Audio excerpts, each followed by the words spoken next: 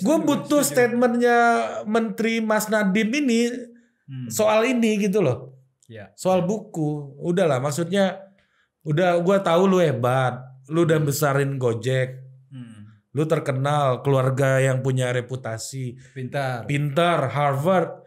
Gimana caranya nikmat Allah yang sudah diberikan kepada Mas Menteri itu bisa dinikmati oleh mayoritas anak-anak Indonesia? Kan itu problemnya.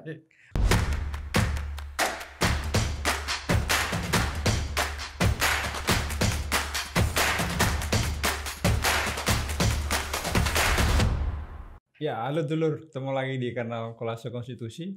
Malam ini spesial. Gua kedatangan pesohor. Kedatangan kawan lama yang sekarang jadi influencer. Pengaruh lingkungan. Ari Putra, thank you bro. Thank you Mas, sudah diundang Mas. Studionya bagus, alat-alatnya bagus, ada TV backgroundnya. Ini podcast yang nonton berapa orang sih? Kan, gue undang udah belum apa-apa udah. Ini menit keberapa ya? Udah dihina gua. Iya, lightingnya niat banget bikin studio doi bos. Dulu gue hubungan gue sama Mas Danar ini kan, beliau ini pemodal. Gue ini sekrup-sekrupnya dulu. Bukan duit gue lagi. Iya, bukan duit, muterin duit orang ya. Duit asing. Kalau di podcast gue di Total Politik gue bilang, inilah yang megang kunci berangkas asing. Gitu. Anda kalau anti asing, salahkan beliau. Ini belum udah sesat nih ngomongnya kan.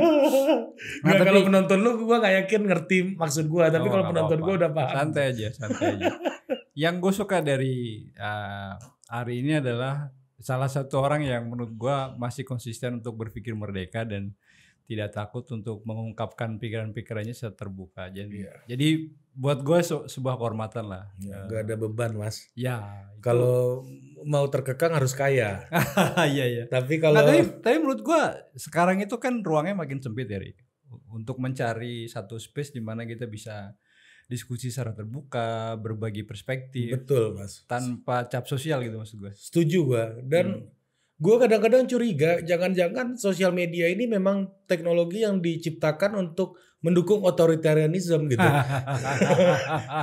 Lu kelihatan nggak sih orang di internet makin terbuka tapi dialog makin sempit. Iya kan? Di Amerika muncul populisme, di Amerika Latin muncul, di Brazil muncul, di Asia, Filipina, di Myanmar juga kemarin junta militer gitu kan. Ada kudeta militer gitu. Jangan-jangan memang teknologi. Gue kan dulu kuliah sosiologi Mas. Dan gue cukup membaca pemikir-pemikir. Salah satu yang gue ikutin gagasan itu namanya, mungkin lu tahu Manuel Castells. Di komunikasi juga dibahas kan soal network society segala macam. Dan orang ini kan dia mengatakan power it's persuasive katanya. Jadi power yang paling kuat itu yang persuasif, bukan yang kohersif katanya kan.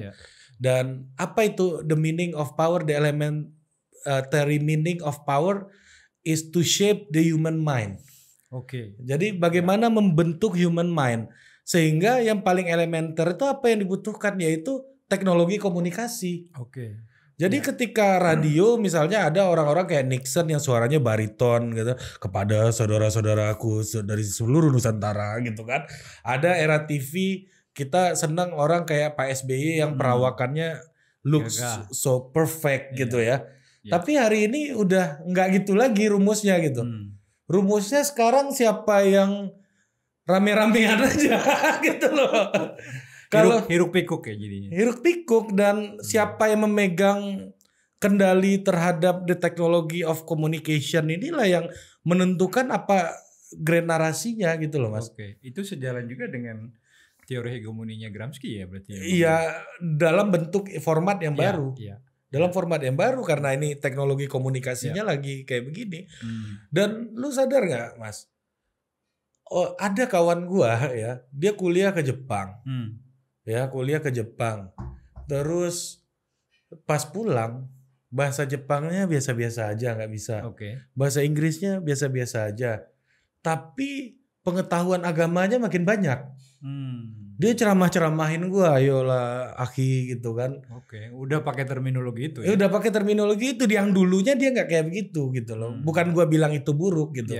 Tapi kemanapun dia terkoneksi dengan komunitas yang sesuai dengan preferensinya. Jadi kalau kita baca seorang historian bernama Yuval Noah Harari yang sempat heboh kemarin, dia bilang bahwa gue setuju sama pendapatnya bahwa teknologi only connected people, but not harmonize people. I see.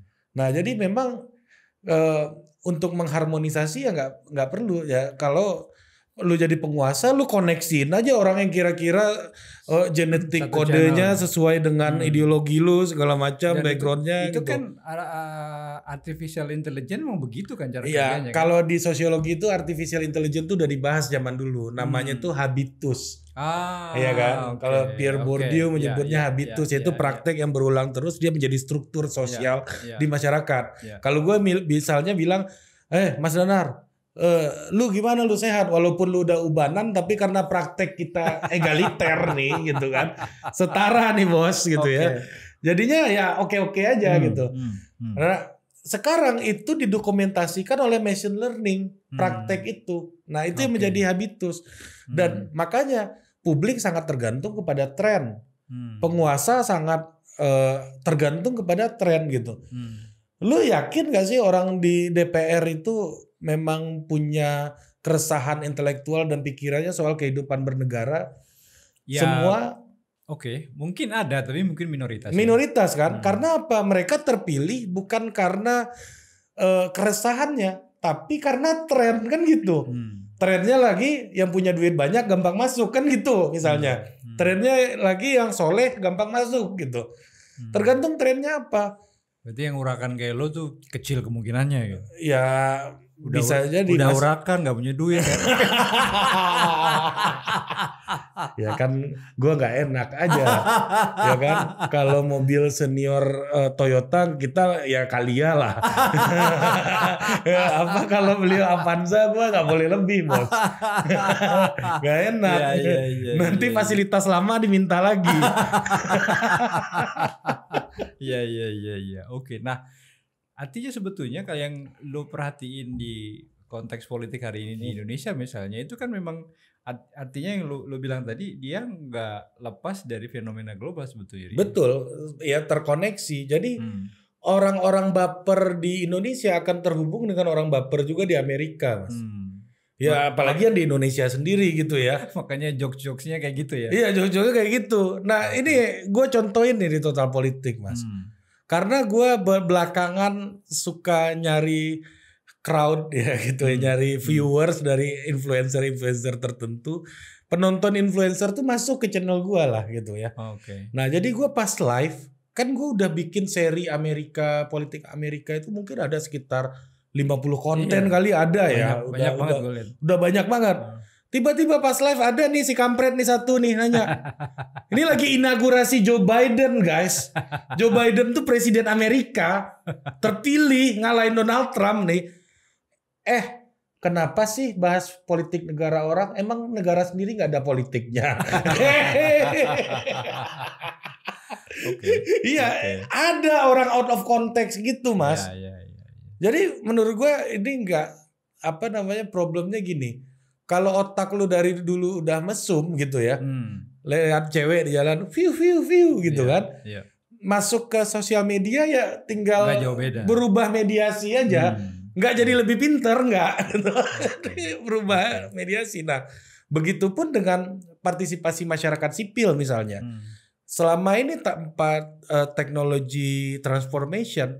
Kalau itu memang sudah lemah, masuk ke dunia media sosial ya nggak akan jauh berbeda. Gitu. Nah artinya kalau gue tangkep, barusan yang lo omongin itu membenarkan atau memperkuat memang kita rendah literasi. Iya betul. Nah itu gue juga berkali-kali ngomongin di channel gue mas. Lu pikir gini deh, ini analogi sederhana aja ya. Lu kalau di Indonesia gaji UMR berapa Jakarta sekarang? Enggak ngikutin gue. 4,1 ya. UMR Jakarta 4,1 ya. Ini kan nggak tahu karena lu nggak bayar mereka kan. Jadi kan nggak tahu mereka. Ibadah. Gua pun kalau gua nggak ada kerjaan gua akan lakukan hal yang sama Mas. Iya. Amal jariah lu banyak sama gua soalnya. Jadi gitu. Jadi 4,1 Mas. Sekarang lu lihat buku impor satu bijinya berapa? Udah lama gue gak beli buku bro. Nah buku impor itu satu bijinya 400.000, 500.000. Kalau gaji lu 4,1 itu artinya ya satu buku impor itu udah mengambil gaji lu sekian persen tuh. Iya kan? Hampir seperempatnya 12,5% gitu. Nah artinya apa? Itu akan membuat lu alah mahal banget gue nggak usah belilah gitu. Kalau lu kan bukan alasannya bukan karena duit, gue yakin gitu. Nah itu misalnya. Tapi kalau di Amerika 1 jam di Illinois misalnya negara bagian di Amerika nggak mungkin di ini dong di Papua New Guinea dong Illinois jadi di Amerika gitu.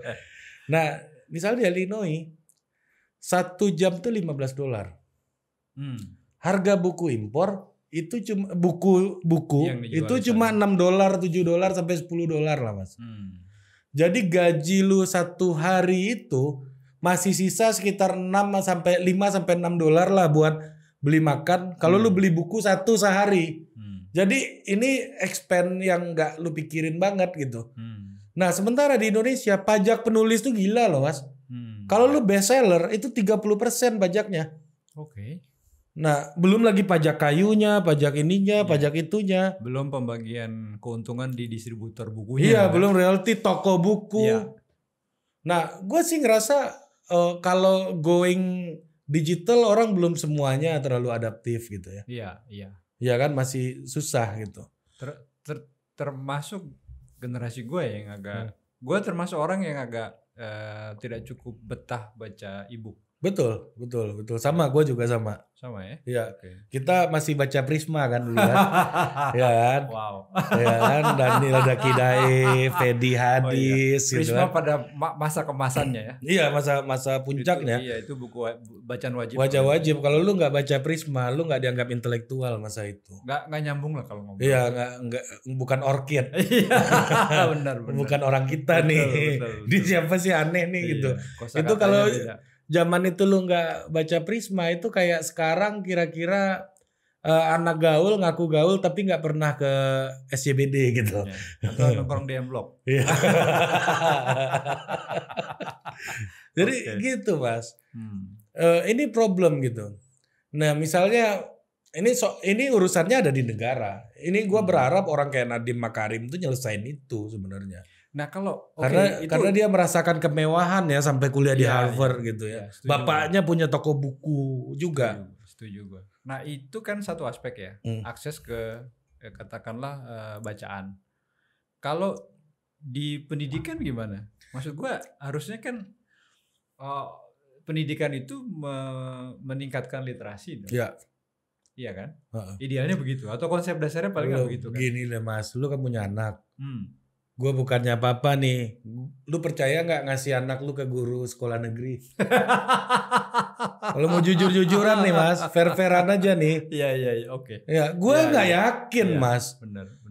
Gue nggak ngerasa guru tuh lebih pantas daripada gue megang anak gue gitu loh. Iya kan? Itu satu contoh lah.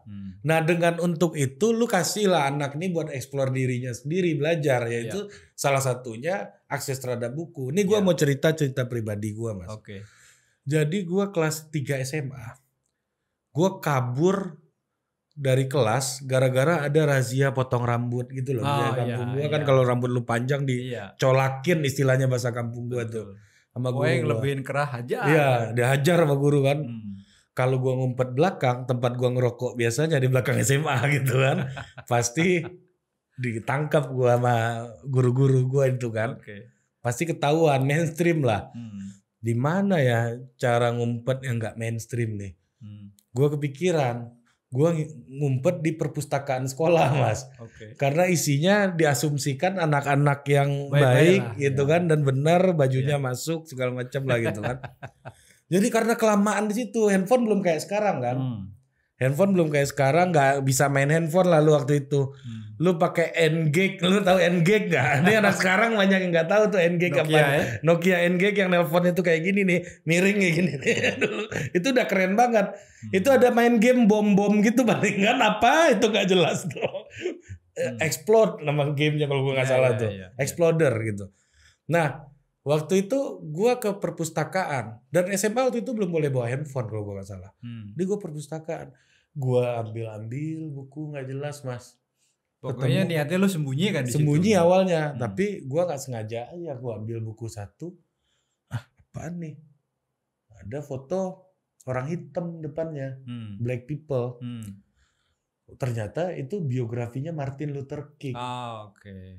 Nah disitulah gue baca sejarah Martin Luther King, gimana dia kecil, Mas. Dia itu di stop polisi kulit putih. Terus pas bapaknya nyetir, bapaknya dipanggil kid sama polisinya, dia tersinggung segala macam, muncul rasa dendamnya segala macam ya gitu. Sampai cerita gue tahu pertama kali John F Kennedy itu ditembak di Dallas tuh, di situ tuh. Ya setelah itu gue baca-baca literatur, gue baru tahu juga apa namanya. Setelah itu nonton film LBJ, lu nonton nggak? LBJ itu Lyndon B. Johnson, wakilnya Kennedy yang dilantik di atas pesawat kan. Nah itu kan ceritanya LBJ ini, sisi lainnya cerita Martin Luther King yang menjadi orang yang berjuang. LBJ ini elitnya yang tadinya menolak Kennedy untuk hak sipil karena dia takut kehilangan dukungan gitu ya. Nah gue baca buku itu, Mas, dan gue baca sampai habis. Baca sampai habis. Dan disitulah mulainya gue berpikir, oh ada racial segregation ya gitu, ada perbedaan rasial segala macam. Dan gue akhirnya ini untuk bisa kayak begini kuliahnya apa ya gitu. Nah di situ gue ngerti FISIP itu apa awal-awal gitu kan, belajar ilmu politik, belajar ilmu sosial gitu ya, kepekaan sosial muncul gitu, Mas. Karena satu buku yang gue nggak sengaja ketemu di perpustakaan sekolah karena gue lagi kabur gitu. Kecelakaan. Coba gue kalau kaburnya ke belakang dan gue ketangkep gitu, nggak akan ada gue hari ini gitu. Nah ini ada satu akses buku, dan di kota gue Bukit Tinggi nggak ada buku waktu itu, Mas. Tapi di perpustakaan sekolah ada. Ada, tapi itu tuh udah gue nyari-nyari aja tuh, kebetulan random. Nggak ada sistem yang baik untuk menemukannya juga gitu. Kebayang. Nah gue ngebayangin kalau lah banyak orang yang kayak gue menemukan punya program yang benar-benar terukur untuk menemukan their own Martin Luther King biografi gitu ya. Berapa banyak akan berubah juga hidupnya di masa depan, dan dia punya pemahaman itu lebih cepat gitu. Nah disitulah awal pemahaman sosial politik gue. Oh ternyata kita nggak boleh nganggap orang beda agama itu jadi musuh gitu kan. Karena di Amerika nih perjuangan ras itu udah lama terjadi gitu kan. Udah lama terjadinya gitu. Mereka istilahnya brother kills brother di sana kan, untuk mencapai soal equality gitu. Nah di situ awalnya, Mas. Ini nggak mungkin gue dapatkan di kelas guru gue cerita. Tentu. Nah ini kan kebetulan. Nah, bagaimana caranya mereplikasi kebetulan ini? Kan ini problemnya di situ. Nah, makanya gue sangat yakin apabila buku-buku berkualitas itu terdistribusi dengan baik, akan banyak orang yang akan berubah hidupnya. Dan sebetulnya pemerintah punya instrumen sumber daya, power ya, otoritas untuk melakukan itu kan. Itu gampang kok, Mas. Orang tuh mau bisnis buku kok. Kan bisnismen tuh intinya kan untung. Lu bikin lah bisnismen buku ini untung. Lu bayangin toko buku tutup di kampus UI. Ini tragedi, Mas. Kampus UI toko buku tutup. Ini sebelum pandemi nih ya. Gue pikir karena pandemi. Enggak. Kalau pandemi mah wajar kan. Ini sebelum pandemi. Toko buku tutup. Artinya memang minat baca bahkan di mahasiswa drastis turun ya. Ya artinya mereka nggak kuat bayar overhead, Mas. Kan problemnya toko buku ini harus lu bikin ada terus. Kalau perlu makin banyak. Jangan minat baca mahasiswa ini yang lu pikirin. Kalau lu nggak beli buku dengan harga murah dan buku-buku berkualitas di situ, ya salah lu sendiri. Ngapain lu double gitu kan? Ini aksesnya aja nggak tersedia gitu. Lu nggak bisa memperlakukan bisnis. Let's say gue sebut merek ya, Starbucks gitu sama toko buku nggak bisa lu setarakan, Mas. Tapi gini, Ri, ini menurut gue fenomena yang menurut gue menarik dan bisa dibilang ironis ya. Maksud gue gini, zaman Soeharto itu. Ini nggak ada loh rencana ngomongin ini tadi. Tapi ya udah, ajar aja Mas. Gini, zaman Orde Baru itu kan kita akses itu tertutup kan? Lebih parah kan? Iya. Lu mau baca buku haram itu harus ngumpet-ngumpet. Iya. Kadang-kadang lu perlu sampul pakai koran gitu ya, kertas koran biar nggak kelihatan. Tapi buku haram. Iya, maksudnya buku haram tuh haram kan. Lucu banget. Istilah kan? Buku haram. Lah enggak disebut buku haram karena kalau lu baca itu ketangkep lu di penjara. Kan? Iya, enggak makanya istilahnya itu keren banget, Mas. Buku haram. Nah, tapi justru pada saat yang serba sulit itu paling tidak literasi dialektika muncul. Iya, diskursus itu jalan di kampus meskipun juga di kelompok-kelompok kecil gitu. Tapi sekarang justru ketika terbuka, lo bisa akses. Katakanlah lo jadi anggota Perpustakaan Nasional. Yang sekarang gue lihat mereka sudah punya satu sistem database yang keren, nge-link sama perpustakaan digital di tempat lain. Gitu. Ya. Itu kan sebetulnya lebih terbuka. Tapi justru minat bacanya drastis turun gitu. Ya. Apakah itu juga karena yang lu bilang tadi? Nah, gini, logika dunia digital lewat sosial media itu memang menggiring orang menemukan habitus-habitus yang sesuai dengan mereka mau. Ini Mas, pada akhirnya di dunia digital lu butuh kurasi, Mas.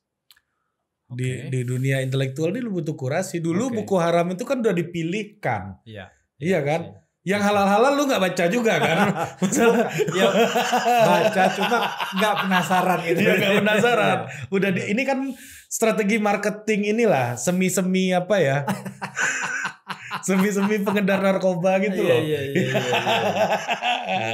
Jadi udah dikurasi ya. Maksud gue gini. Ini soal kualitas Mas. Bukan soal jumlah ya. Nah kalau jumlahnya jumlah yang berkualitasnya banyak, nah itu jadi poin tujuannya kan. Nah di masa lalu itu juga nggak banyak buku yang kualitasnya baik sebenarnya ya, yang untuk diakses nih. Buku-buku haram itu memang lewat jalur-jalur bawah tanah kan tersebarnya kan, iya kan? Bukan sebuah jalur yang sistematis yang dibangun oleh sebuah institusi gitu ya, untuk menyampaikan ide-ide itu gitu. Betul. Nah sekarang kan terbuka dan harusnya itu diurus gitu. Oke. Ya, gue nangkep poin. Iya, itu harus diurus kan. Kalau dulu kan alamiah nih, ada orang-orang gelisah kumpul kan, bagi-bagi yang haram-haram gitu kan. Iya kan, iya kan. Dan kalau sekarang itu udah terbuka dan itu lo harus lakukan lewat sistem sebuah institusi yang menggunakan powernya.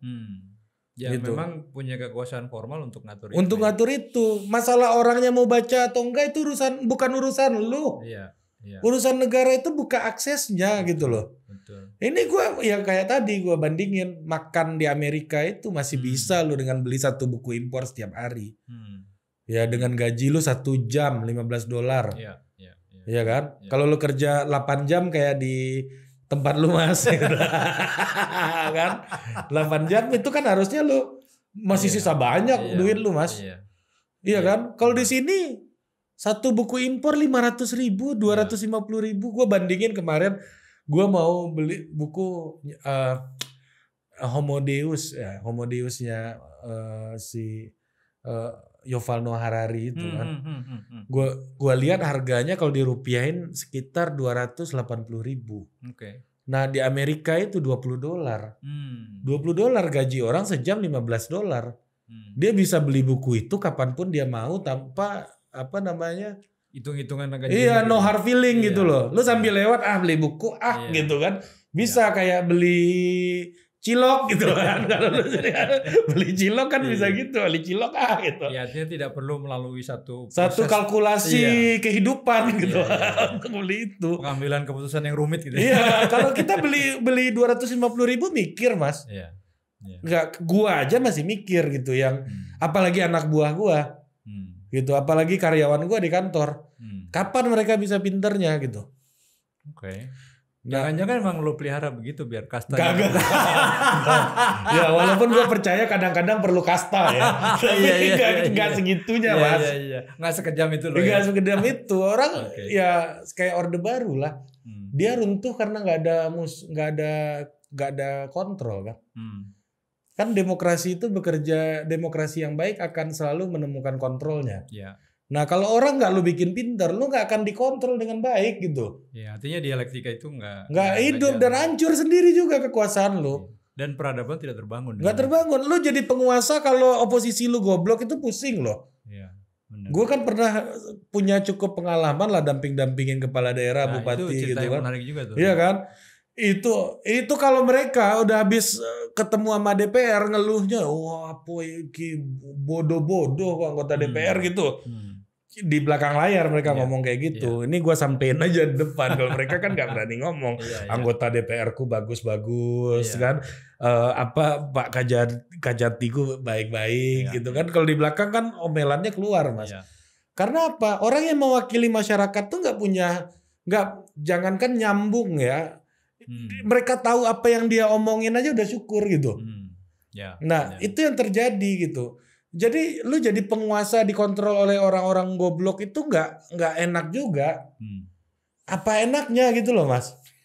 Ini kayak misalnya Messi itu kehilangan motivasi ketika Ronaldo pindah ke Juventus. Iya kan? Nggak ada sparring partner. Nggak ada sparring partner. Lu harus punya kontrol orang yang lebih yang bisa ngimbangin lu terus sehingga lu develop. Nah menurut gua negara ini nggak develop ya gara-gara itu tadi salah satunya. Iya, mungkin analogi sederhananya ya agar otot lu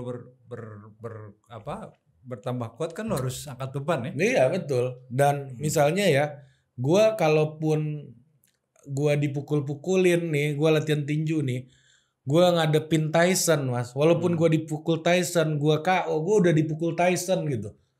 Level gue udah tinggi bos. Bener, gitu kan. Minimal gitu. Tapi kalau yang mukul lu preman simpang itu kan lu nggak bangga juga gitu loh. Iya kan? Dibilang lu goblok amat ya. Iya. Malah malu lu ngaku kan. Iya benar. Iya kan. Enggak dicakar kucing bos gitu kan. Jatuh dari motor. Iya. Padahal habis dipukulin sama anak-anak gitaran di depan komplek kan. Iya. Itu yang terjadi hari ini. Dan itu sebetulnya hukum alam kan ya. Hukum alam udah. Nah masalahnya itu kita ini kerjaan pemerintah ini bukan ngumpulin kwitansi Mas, tapi ngurusin masyarakat. Lu kan jadi pemerintah kadang-kadang gue bercandain tuh nih Pak Bupati, lu ngerjain pemerintah jadi pemerintah lu takut sama BPK apa takut sama masyarakat lu gitu kan? Iya, kalau kemarin gue ngobrol sama Mas Alam Sahsaragi, ombudsman ya. Oh ya itu om kita tuh. Iya. Itu Mas Alam bilang kalau di sekarang karena tidak ada mekanisme penyeimbang yang kuat, bukan ide yang dipertukarkan, tapi invoice.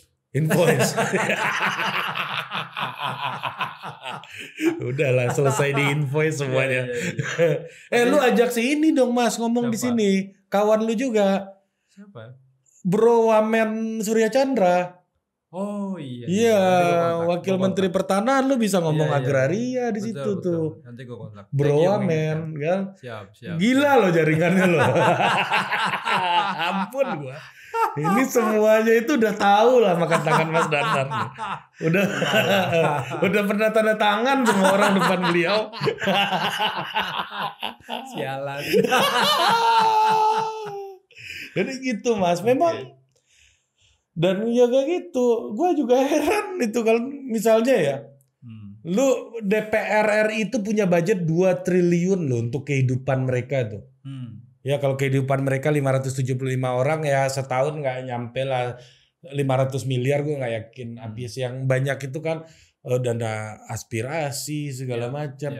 Lu pernah nggak ngelihat anggota DPR datang ke acara sosialisasi 4 pilar tuh kayak apa? Belum pernah gua. Gue itu sering, Mas. Yang diomongin dia 5 titik nih, yang diomongin sama semuanya. Oh, template. Kawan gue sampai ya ajudannya misalnya sebutlah Pak X gitu, gue kan nggak mau. Kalau lu channel lu mau terkenal, gue sebut nama nih. Habis itu kita dilaporin bareng-bareng kan. Jangan. Nah lu berdua nanti kirim KFC aja ke Polda ya. Sama sarung lautan.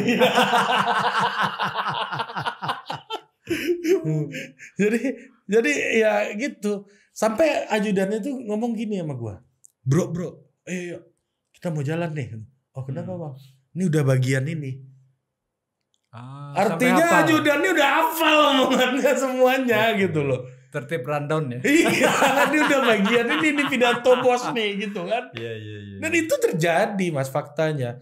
Maksud gue, lu kalau mau bangun dialektika ya nggak uang itu harusnya untuk dialektika gitu. Betul. Iya kan? Lu lihatlah berapa banyak pejabat publik kita yang mampu berdebat secara akademik hari ini. Gue nggak yakin banyak. Ini akademik loh ya. Ya yang sesuatu yang wajib lu miliki untuk menentukan hidup banyak orang gitu. Itu yang terjadi hari ini. Gimana? Gue nggak benci sama negara, tapi ada tanggung jawab fundamental yang harus dikerjakan gitu. Ya. Ini kita lu pernah tahu Ainun Najib nggak? Ya, tahu, yang kawal COVID, kawal semuanya dikawal sama dia kan. Awal-awal dulu kan kawal pemilu tuh. Kawal pemilu. Ainun itu, gue kenal sama Ainun. Gue udah pernah ke rumahnya di Singapura.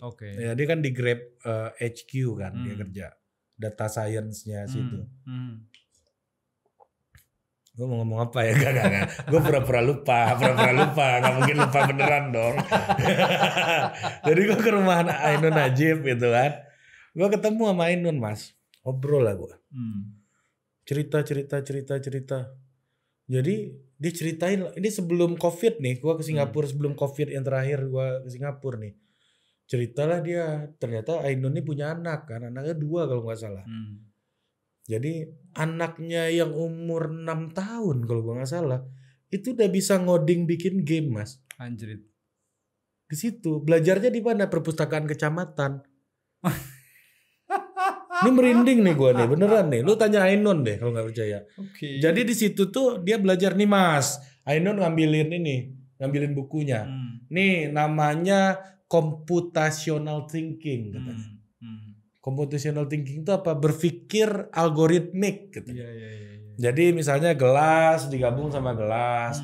Oke, bikin 4 keranjang gitu kan. Gelasnya ada, bolanya ada, apanya ada, dibagi anaknya kayak gitu. Jadi latihan basicnya dari sebasic itu. Dan itu di perpustakaan kecamatan. Dia udah bisa ngoding game sederhana. Nah maksud gua di masa depan lawan kita ini Mas. Ya setuju.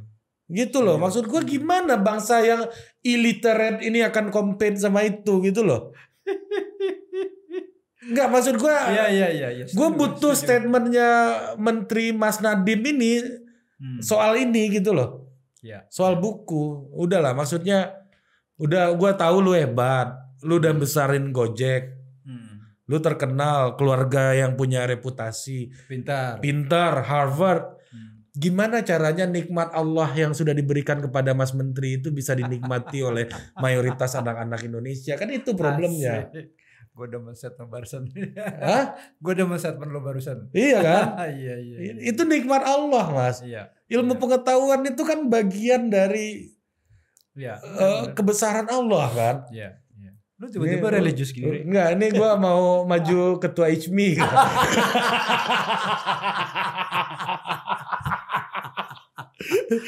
Kayaknya penonton lu ada voters nih. Nah jadi kalau gue diundang orang Mas kemana-mana gue selalu ngomong hal yang sama ini. Iya. Selalu gue. Gue setuju sih karena ya dimanapun peradaban menurut gue memang dibangun dari pendidikan kan. Iya. Nah yang kedua begini loh Ri, problem yang lain itu kan kalau di negara-negara dengan peradaban yang gue nggak bilang maju ya, tapi mungkin lebih baik ya, itu kan dunia pendidikannya tidak menjadi wilayah perebutan pengaruh politik gitu loh. Gimana caranya itu?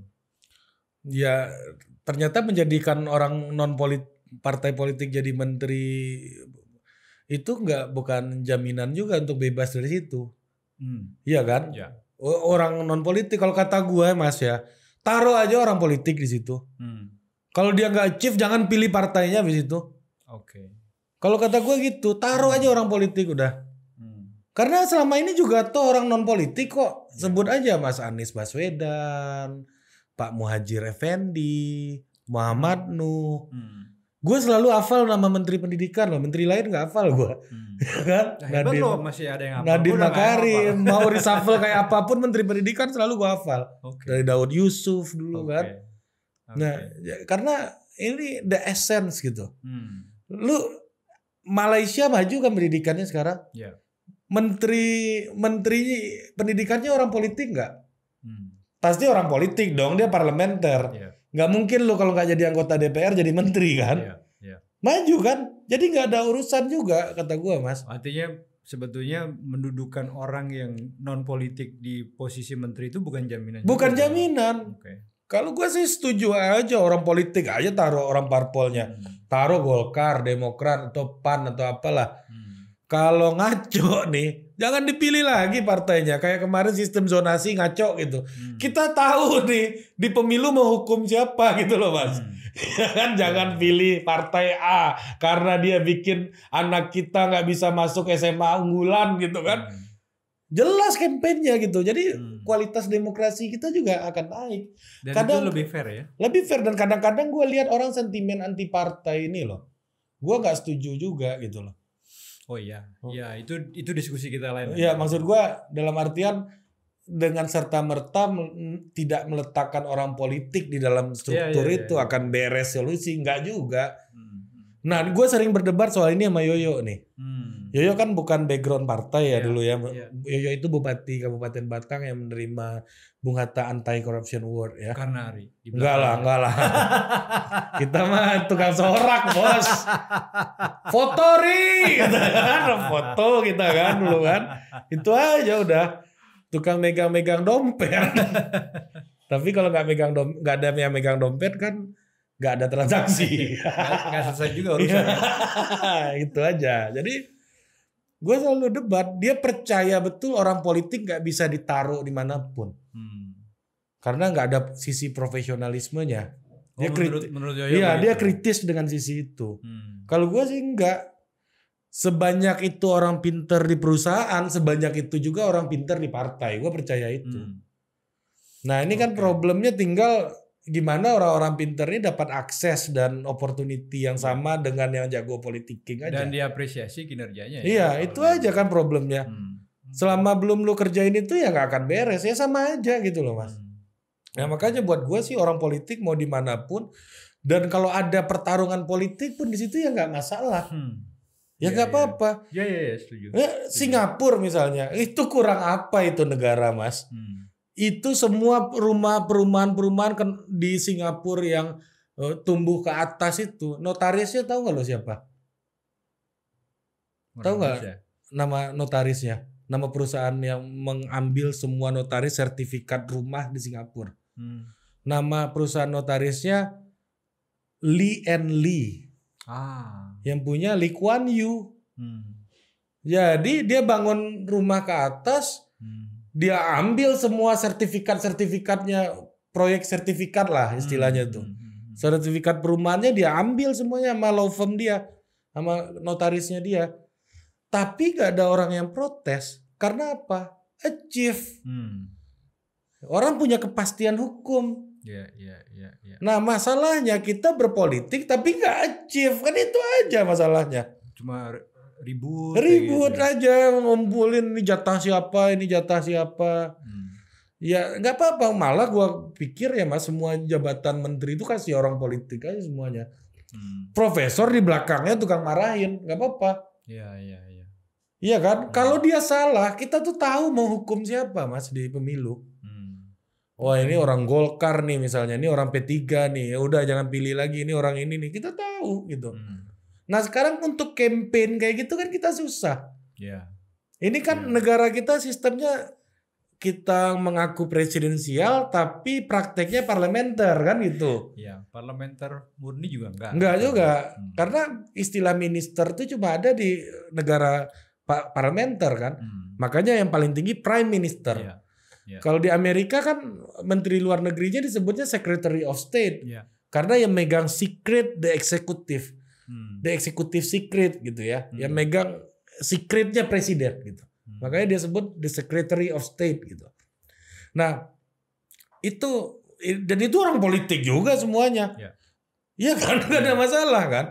Nah, gue heran kenapa narasi itu bisa dipakai gitu di Indonesia. Kalau saya jadi presiden, kalau saya akan menjadikan profesional semua di kabinet saya. Mungkin dulu ada istilah zakon kabinet itu kali ya. Yang ternyata juga nggak sustain juga kan. Ya, tapi sebetulnya kan kalau mau bicara soal relasi, katakanlah kita bilang konstruksi sebuah kementerian, itu kan yang nggak orang kementerian nih. Bukan, gue cuma bilang gini loh, Ri. Reformasi birokrasi itu sebatas wacana. Ya. Nah, sekarang gini, orang itu katakanlah lo jadi menteri, yang lo hadapin pertama siapa? Birokrat. Iya, birokrat. Itu di Amerika kemarin sempat ribut lagi dengan sempat rame lagi istilah deep state kan. Ya kan, orang-orang yang udah lama di situ kan, salah satunya itu birokrat, deep state. Nah, sekarang justru dengan birokrasi lah yang menentukan berapa alokasi duit yang ada di APBN itu dialokasikan kemana gitu. Nah, itu yang nggak pernah kita soal sebetulnya. Percuma juga menterinya bagus tapi birokratnya dia nggak ngerti role of the game-nya, yang nggak akan jadi apa-apa juga. Nah, dalam konteks misalnya satu pemerintahan daerah, itu kan kita sudah pernah punya contoh banyak ya. Kepala daerahnya oke. Terakhir katakanlah Surabaya misalnya zamannya Bu Risma. Orang semua setuju bahwa Bu Risma sebagai wali kota berhasil. Tapi pertanyaan selanjutnya adalah gini, ketika Bu Risma pergi, itu sustain nggak? Ide reformasinya. Itu makanya CEO komitmen kan orang nyebutnya kan, ada istilah ada term digunakan di pemerintahan itu sekarang CEO komitmen gitu. Orang bisnis yang masuk ke pemerintahan gitu ya. Yang membawa terminologi itu. Dan gue kurang setuju dengan term itu. Ya kita mau sesuatu itu sustain kan. Kalau CEO-nya berubah kan. Betul. Ya benar kata lu tadi, Mas. Nah, dan jadi pertanyaan orang nggak percaya lagi kan gitu. Iya, makanya kalau gue refleksi gue personal sih, ya memang sebetulnya fondasinya yang harus dibangun selain pendidikan tadi ya, itu ya reformasi birokrasi. Gitu. Betul. Makanya gue nggak terlalu berselera sekarang menganalisis kalkulasi politik ini, kalau ini jadi nanti enggak. Birokrasi. Betul, Mas. Birokrasi bisa bilang gini, ya kalau misalnya katakanlah dapat menteri galak atau kepala daerah yang galak, katakanlah gue nggak bisa ngambil sebanyak yang biasanya gue ambil. Gue cuma bilang, mereka bisa bilang begini, ya gue puasa dia 5 tahun, lo kan cuma nakos di sini. Lu tahu nggak, Mas? Gue sempat dibiayain orang birokrat di suatu daerah, minta tolong cariin lembaga survei ke gue. Gue kasih lah ke kawan-kawan kita juga ya. Nih survei nih. Ternyata yang minta itu birokrat itu. Gue kaget, birokrat ngapain, apa dia mau maju? Ternyata enggak. Untuk mensupport. Iya, untuk support. Mereka tuh rela jual mobil gitu untuk ngasih duit ke calon. Yang sekiranya itu yang paling kuat gitu. Dan kira-kira daripada 5 tahun puasa. Ya itu logikanya kemudian jadi investasi kan. Investasi. Dan mereka lakukan itu, Mas. Itu di daerah yang let's say ya enggak terlalu makmur menurut gua ya. Apalagi daerah-daerah yang basah gitu. Yang tambangnya di mana-mana. Iya, kayak Jawa Timur misalnya kan. Gue nggak menuduh ya yang di Jawa Timur, maksudnya daerah yang kayak Jawa Timur praktek itu pasti lazim gitu. Atau DKI misalnya gitu. Atau DKI gitu. Kita nggak tahu aja kan, mungkin ada aja birokrat DKI yang dukung Mas Anies dengan cara itu dulu. Kita nggak tahu gitu. Nah maksudnya itu praktek itu gue lihat, gila ya. Mereka itu rela bayar di depan gitu. Ini kalau kalah nih barang kan puasa juga loh.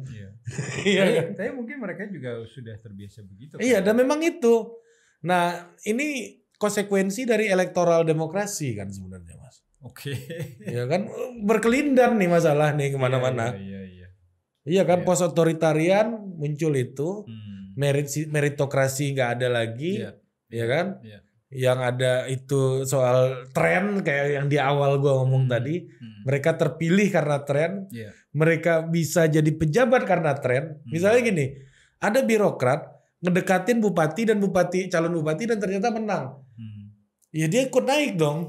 Karena apa? Karena tren kan. Orang lagi seneng aja nih yang masih kampret satu nih kan.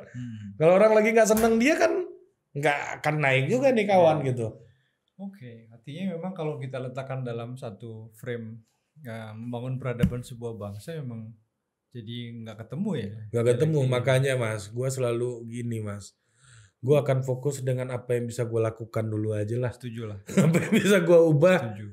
Ya minimal ya 1.000 penonton total politik lebih literate lah bagi gue kan gitu. Oke. Target gue udahlah, gue ikut, bukan gue ya, tapi bukan hanya gue, tapi gue ikut lah memakmurkan penonton total politik yang 33.000 itulah secara intelektual, karena bagi gue perdebatan, diskursus, dialektika itu kemewahan Mas yang harus kita bagikan. Iya, gue setuju. Apalagi situasi sekarang ya. Iya. Orang gampang banget sekarang kan. Lu bela pemerintah dibilang lu buzzer. Lu anti pemerintah dibilang lu kadrun kan. Emang urusan hidup kita ditentukan sama siapa yang jadi presiden kan? Iya, enggak juga. Birokrat tadi kata lu kan. Iya, emang itu faktanya. Iya. Karena mereka yang mengelola keadilan sosial itu kan mereka. Betul. Jadi, nah itu juga Mas, sehingga yang masuk itu birokrat-birokrat yang harus dipikirkan, yang benar-benar yang inovatif juga, karena memang lapangan sawahnya ini bermasalah nih gitu loh. Iya, setuju. Sehingga yang masuk pun juga nggak yang best talent. Sekarang best talent di mana Mas? McKinsey, BCG, startup. Ya itu sebetulnya kan ada upaya yang mau dilakukan ya dengan kenapa sebutannya kemudian jadi aparatur sipil negara ya, kemudian ada lelang jabatan. Nah cuma kan tantangan lainnya adalah ketika lu masuk di sebuah satu struktur sistem birokrasi yang di sana itu senior birokrasinya yang sudah dengan cara pikir yang lama, lu akan kesulitan menembus itu. Nah jadi memang kalau mau ngomong gampang ya dibelah dua. Jadi katakanlah 4 juta total ASN kita, kalau mau reform ya 2 jutanya dibuang. Pertanyaannya adalah siapa yang berani mengambil keputusan itu? Iya, nggak dipilih dong. Hilang 2 juta banyak loh itu. 2 juta suara dan itu udah menimbulkan komplikasi baru ya. Iya, 2 juta suara itu berapa persen itu? Sama keluarga-keluarganya bisa menang, bisa dapat 8% suara itu. Ini sebetulnya hitungan kasar ya, untuk mengatakan bahwa dan beberapa studi yang menunjukkan bahwa satu kementerian lembaga rata-rata kalau mau direform memang separuhnya dibuang. Iya ya. Dan itu rata kalau gue lihat ininya. Tapi menurut lu dalam 5 tahun belakangan nih, reformasi birokrasi kita lebih baik nggak? Kalau gue sih ngerasa lebih baik ya. Iya. Kalau lo tanya gue ada 10 progres. 10 tahun lah mungkin. Kalau lo tanya gue ada progres ya. Lo akan ketemu sama beberapa birokrat kelas tengah misalnya yang memang punya pikiran maju gitu ya, dan kan kita juga sama-sama tahu bahwa beasiswa itu juga nggak sedikit kan. Betul. Yang diberikan kepada birokrat itu. Nah cuma memang problemnya lagi adalah ketika masuk ke lembaganya masing-masing, mereka tidak cukup leluasa untuk mau menggunakan ide-ide inovasinya. Betul. Gitu. Karena hambatan struktural. Betul. Gitu. Nanti mereka kalau udah senior kelakuannya ikut yang lama juga. Nah, kan. Itu juga kan imitating kan. Ya itu peluang yang lain yang mungkin sangat terjadi. Iya.